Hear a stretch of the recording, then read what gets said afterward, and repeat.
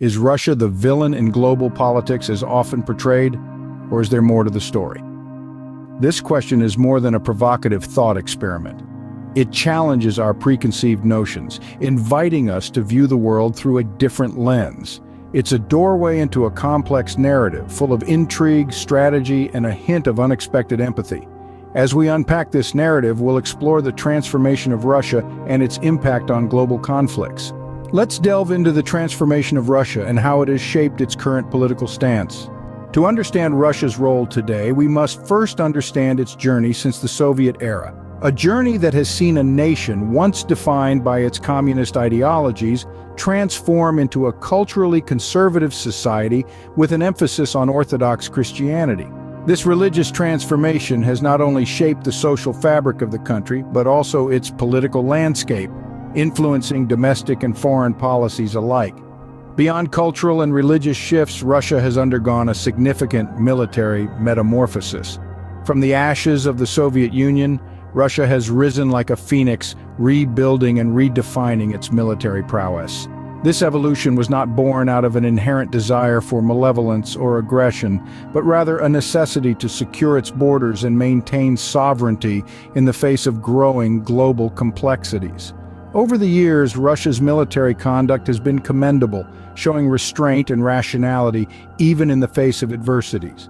The nation has consistently voiced its opposition to the use of nuclear weapons, underscoring the catastrophic consequences such actions would entail. This stance is not a sign of weakness, but rather a testament to Russia's commitment to global peace and security. The transformation of Russia is not limited to its domestic sphere. It has also significantly influenced its approach to international relations. The nation's actions on the global stage have primarily been defensive, aiming to protect its borders and maintain its political and territorial integrity.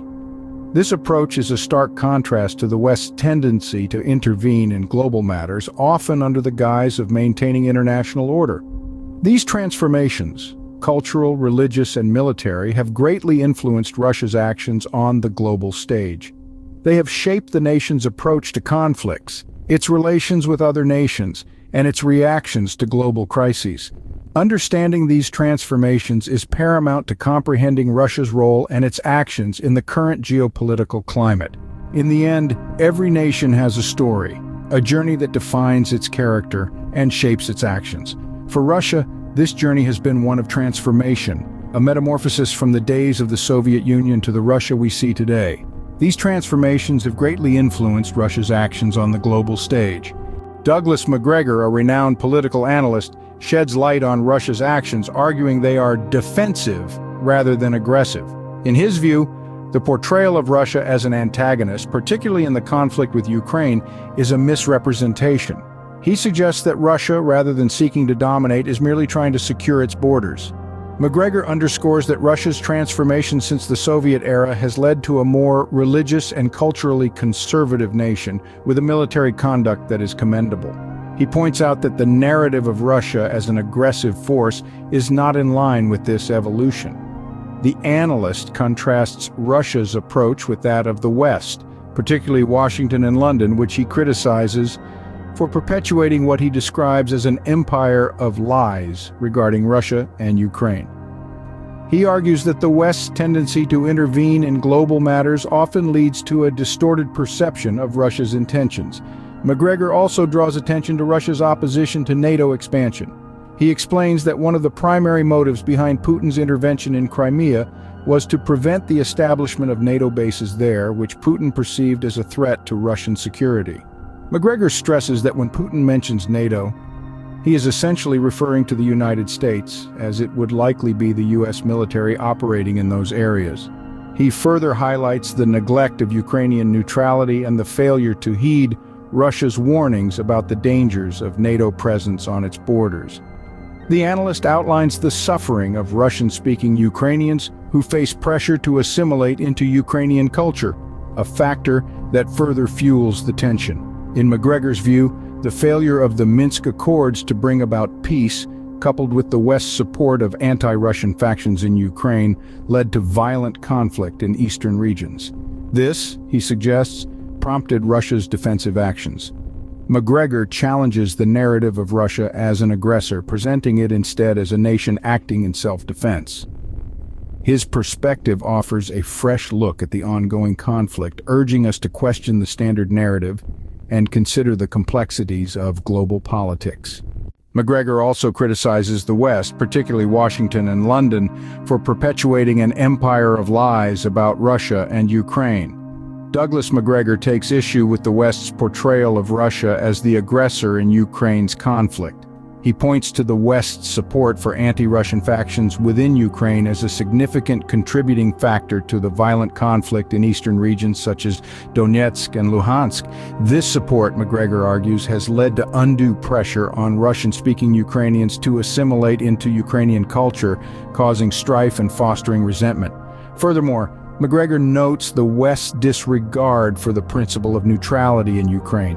He argues that this neglect has resulted in a failure to heed Russia's warnings about the dangers of NATO presence on its borders. This, he suggests, is a misrepresentation of Russia's defensive stance, as Russia's actions are primarily aimed at securing its borders and resisting NATO expansion. McGregor also criticizes the failure of the Minsk Accords to bring about peace. Instead of fostering dialogue and compromise, he contends that the accords were used as a stalling tactic by Ukraine to bolster its military capabilities. This assertion is supported by admissions from former Chancellor Merkel and President Macron, who acknowledged the accords' ineffectiveness. McGregor paints a picture of Russian-speaking Ukrainians living under the threat of cultural assimilation and military confrontation. He emphasizes that one of the primary motives behind Putin's intervention in Crimea was to prevent the establishment of NATO bases, which were perceived as a threat to Russian security. The West, McGregor argues, has perpetuated a narrative that portrays Russia as the aggressor, disregarding the complexities of the situation. This narrative, he suggests, is part of an empire of lies that serves to obscure the truth and justify interventionist policies. In conclusion, McGregor calls for a more balanced portrayal of Russia's actions in Ukraine. He asserts that understanding Russia's defensive actions and acknowledging the West's role in escalating the conflict are crucial steps towards a more truthful representation of the situation. McGregor calls for a more truthful representation of Russia and its actions. Despite the conflict, there are significant lessons to be learned. One of the most crucial takeaways is the indispensable value of negotiation. The Russians, having intervened to halt what they perceived as a significant military threat, initially expected to sit down at the negotiation table. However, they soon realized that willing counterparts were conspicuously absent.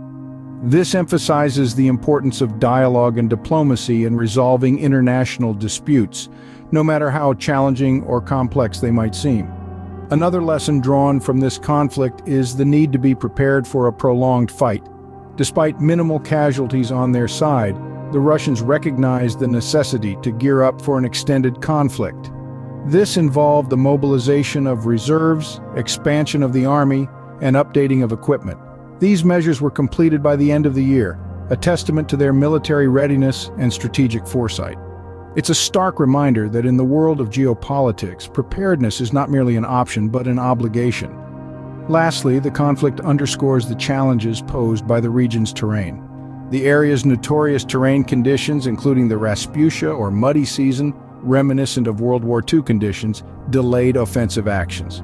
This teaches us that in any conflict, geographical and climatic factors play a critical role. It's not just about who has the more advanced weaponry or the larger army, but also about who understands and adapts to the terrain better. In conclusion, this conflict, like many others, offers a wealth of lessons. It highlights the importance of negotiations, preparedness for prolonged conflict, and the understanding and adaptation to geographical conditions. These lessons serve as a reminder of the complexities of global politics and the importance of understanding different perspectives. In the realm of global politics, things are rarely as black and white as they seem. This statement rings particularly true when we delve into the intricacies of the Russia-Ukraine conflict as seen through the lens of Douglas McGregor. McGregor challenges the prevailing narrative, asserting that Russia is not inherently malevolent, but rather a nation acting defensively to protect its borders and interests. He underscores the transformation of Russia since the Soviet era, highlighting a more religious and culturally conservative nation that is often misrepresented in the global arena.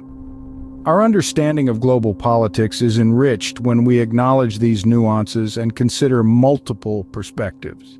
In a similar vein, the critic of the West's tendency to intervene in global affairs, particularly Washington and London, serves as a potent reminder of the potential pitfalls of such an approach.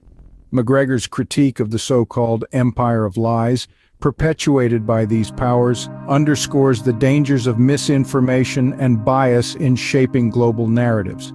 Furthermore, McGregor's insights into the motives behind Russia's actions, such as Putin's intervention in Crimea to prevent the establishment of NATO bases, provide a more nuanced understanding of the conflict. The neglect of Ukrainian neutrality and the failure to heed Russia's warnings about NATO's presence on its borders are significant factors that cannot be overlooked. As we continue to navigate the intricate world of global politics, let us remember to question narratives and strive for a deeper understanding of the issues at hand.